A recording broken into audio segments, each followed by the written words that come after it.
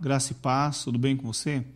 Seja bem-vindo a mais um devocional da Rio de Deus, é um prazer estar aqui com você. E o objetivo desse devocional é poder estar te edificando, te animando para a tua semana.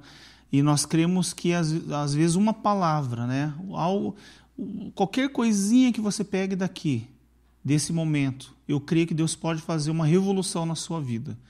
Porque Deus ele age de formas diferentes e de formas que nós não imaginamos. A Bíblia diz que a palavra de Deus é como um grão de mostarda, bem pequenininho, mas que quando cai na terra, ele brota, vai crescendo, crescendo, ao ponto de se tornar uma árvore onde os pássaros vêm habitar. Então, que possa essa palavra ser bênção na sua vida. Então, olha só, eu quero compartilhar com você hoje, o tema é não viver pelo que vê, mas pelo que se crê. Eu tenho um Twitter e no meu Twitter eu coloquei isso, no WhatsApp também eu coloco, não vivo pelo que vejo, mas sim pelo que creio. Eu creio nessa palavra e vou explicar para você onde isso começou na minha vida. Olha só, você já se pegou alguma vez fazendo algumas orações e depois você ficou envergonhado?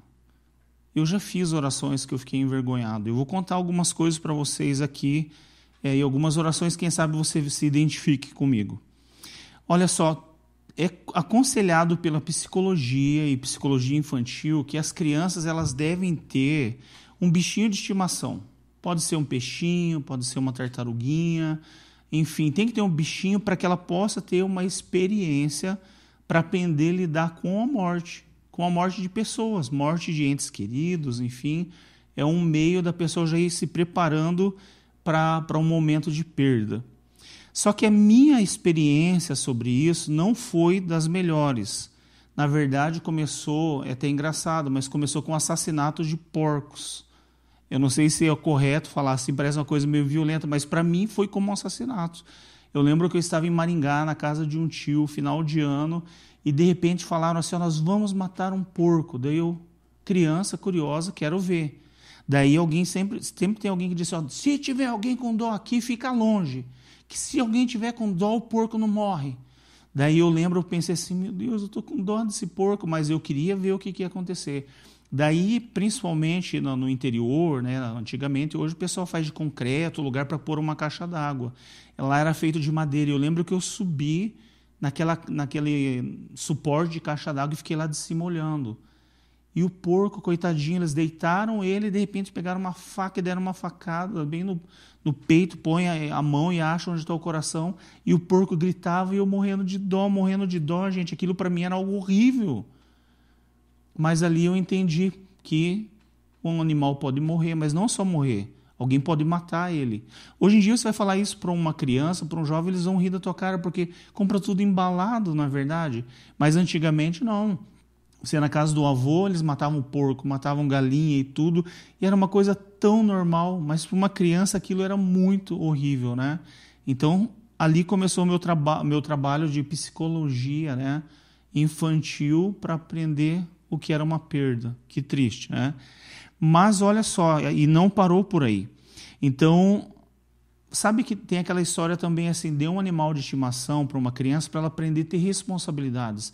Limpar o cocô do animal, ter que dar alimento para o animal. Toda criança se empolga até ela ser confrontada com a realidade. Que o animal come e o animal faz cocô também.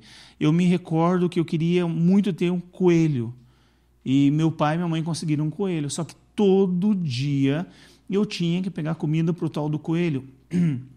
E eu lembro que para mim era um sacrifício. O coelho, já deu comida para o coelho. Eu ficava com muita raiva. Até que um dia o cachorro do vizinho matou meu coelho. Mais uma perda. Então era terrível pegar o capim para o coelho. Mas ver o coelho esmagadinho lá, porque o cachorro esmagou ele, nem comeu nada. Foi uma perda também. Se não bastasse isso, hoje é só lamento, gente. Só que você vai ver que depois vai terminar bem. Mas eu lembro também que eu tinha um porquinho da Índia. E o porquinho da Índia teve uma bicheira, eu não sei por que cargas d'água, estava cheio de bichinho comendo ele vivo.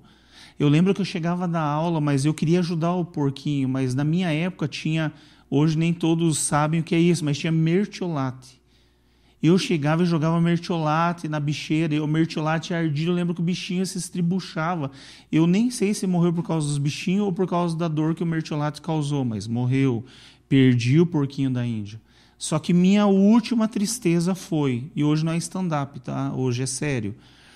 Eu tinha um franguinho, gente. Eu estava voltando da aula, passando por um terreno vazio, né? Um terreno baldio, e de repente eu vi uma galinha com um monte de franguinho. Eu corri, peguei um franguinho e falei, vai ser meu. Coloquei dentro da minha bolsa de escola, levei para minha casa. Criei como se fosse um cachorrinho. Ele vinha na minha cama, ele andava, eu dava arroz, eu dava milho. E o bichinho, quando eu chamava, ele vinha correndo. Ele era todo pretinho, ele era um galinho índio, gente. Os pezinhos pretos, todo pretinho, era a coisa mais linda. Só que naquela época a gente passava necessidade. E um certo dia eu saí para ir num ginásio, ia ter uma apresentação lá, e minha mãe falou assim, não tinha carne. Vou matar o Quito. Eu falei brincando, eu nunca achei que a minha mãe ia fazer isso. Eu falei, pode matar. Fui para o ginásio. Quando eu volto para casa, chego, tem um cheiro maravilhoso, um cheiro de frango ensopado. Eu pego, corro assim para ver a panela. Na hora eu pensei que gostoso. Quando eu abro a panela, eu vejo os pezinhos pretos do meu franguinho dentro da panela, gente. Eu comecei a chorar, mas eu chorei tanto. Eu passei dias mal, eu entrei em depressão, assim, alguns dias, gente, eu perdi o meu animal de estimação. Eu chorei tanto que ninguém conseguiu comer o frango. A minha mãe teve que jogar fora o frango. Todo mundo ficou com dó do frango. Daí você diz, o que tem a ver com tudo isso que você está falando? Tem a ver o seguinte, gente. Adulto, convertido, crendo em Jesus, crendo no poder da cura. Um dia me aparece um filhotinho de cachorro na minha casa, todo sarnento. Ele era pequenininho, cheio de sarna. Peguei o bichinho, falei, vamos cuidar dele, vai ficar bom. Só que não consegui curar e ele começou a passar mal e estava morrendo. Eu peguei ele na minha mão sozinho, lá no terreno da minha casa, e dizia, Deus, o Senhor existe.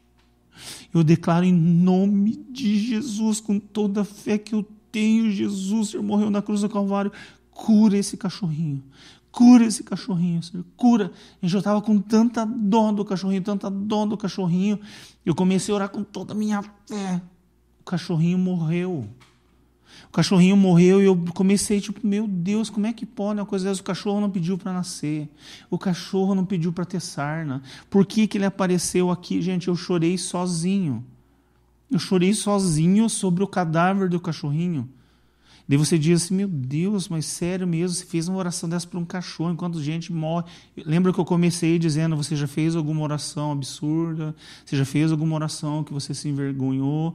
Eu não me envergonhei por orar pelo cachorrinho, mas eu me envergonhei pela indignação diante de Deus para que o cachorrinho vivesse, entendeu? E é comprovado biblicamente que nós, seres humanos, começar por Adão, nosso primeiro pai, por causa do pecado do homem, a dor entrou no mundo, a sarna entrou no mundo, os animais sofrem por nossa culpa, a natureza sofre por nossa culpa. A Bíblia diz que existe um clamor pela manifestação dos filhos de Deus. Então não somos só nós que queremos a volta de Jesus, mas toda a natureza clama por isso. Então aquele cachorrinho, hoje eu entendo que ele sofria por causa do pecado do homem, da humanidade. Crianças que morrem de fome, acidentes que acontecem e tantas outras coisas. Só que eu falei tudo isso para você para ilustrar esse final aqui, que é a mensagem que eu quero que fique. A mensagem é que a maturidade, quando chega em nossa vida, ela começa a mostrar para nós que o que nós vivemos hoje não é comparado ao que Deus tem para nós.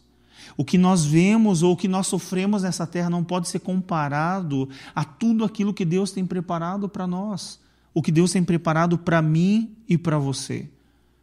Então, para preparar uma criança, é bom ter um bichinho de estimação? Ok, eu concordo.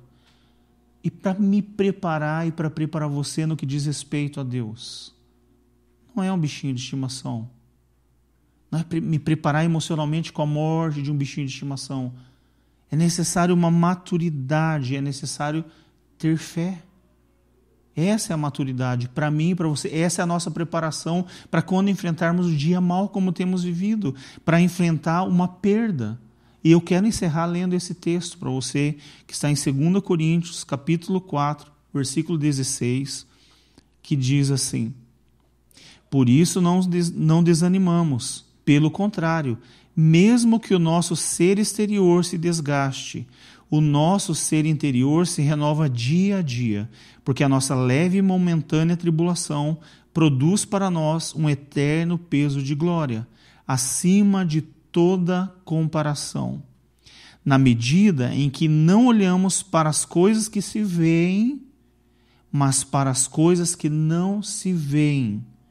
Porque as coisas que se veem são temporais, mas as coisas que não se veem são eternas. Essa palavra é a que eu quero deixar para você e com o tema dessa mensagem. Não viver pelo que se vê, mas pelo que se crê.